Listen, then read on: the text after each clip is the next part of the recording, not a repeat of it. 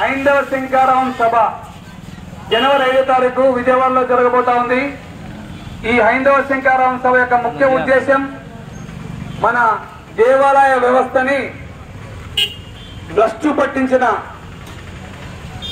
స్థితి నుంచి మళ్ళీ మన పూర్వవైభవాన్ని మనం తెచ్చుకోవాలంటే దేవాలయ వ్యవస్థకి స్వతంత్ర ప్రతిపత్తి కావాలనే ఒక ముఖ్య కారణం.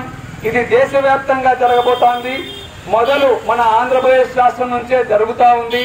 కాబట్టి ఈ సభ దేశానికంతటికి నిదర్శనంగా ఉండాలంటే ప్రతి ఒక్క పల్లె నుంచి మన వంతుగా హిందూ ధర్మంలో మనం జన్మించినందుకు ప్రతి ఒక్క పల్లె నుంచి అత్యధిక సంఖ్యలో సభకు హాజరై దేశమంతా 5వ తేదీ ఆంధ్రప్రదేశ్ వైపు చూసే విధంగా చేయగలిగితే, ఈ శంకారం సభను జయప్రదం చేయగలిగితే అన్ని రాష్ట్రాలలో ఇటువంటి సభలు జరిగి కేంద్ర ప్రభుత్వం కూడా దిగి వచ్చి మన దేవాలయ వ్యవస్థ యొక్క ముఖ్య విలువలు మన ధార్మిక సమస్యలో ఉన్న వారికి అయితేనేది, మన హిందూ పెద్దలు అంటే మన ధర్మం ఏ విధంగా 10 కాలాల పాటు బతికి ఉంటుందో అలాంటి సూచనలు చేసి దేవాలయ వ్యవస్థను కాపాడాలంటే కంపల్సరీ మన దేవాలయాలు మన ఏలుబడిలో అంటే ధార్మికంగా ఆలోచన ఉన్న వ్యక్తుల ఏలుబడిలో ఉంటే దేవుణ్ణి అమ్ముకునే స్టేజ్కి ఈరోజు తీసుకొచ్చారు. దేవుణ్ణి ముక్కునే స్టేజ్కి మనం తీసుకొస్తున్నాం. ఈ విధంగా ఆలోచించే ప్రతి ఒక్కరూ హైందవ శంకారావం సభకు హాజరై ఆ సభను విజయవంతం చేయాల్సిందిగా కోరుచున్నాము.